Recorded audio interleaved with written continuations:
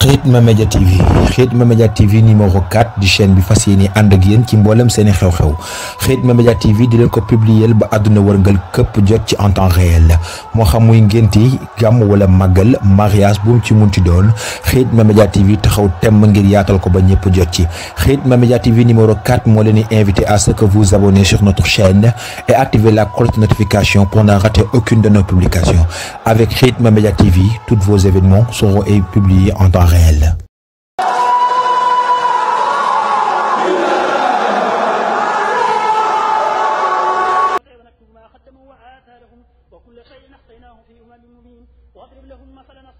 yaqulu dana wax man ka nga xam ne laysa yazaalu déet muy dañ yaxmadu di sant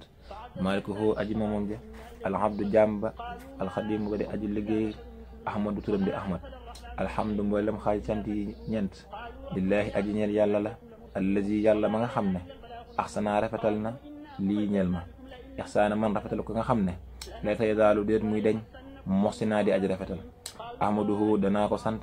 wajaada tabel na bi tawxiid ci tawxiid axawayhi ak ñaari mbokkam ya muy fiq ak tasawuf sunnatul waxiid mi sunnas aji wecca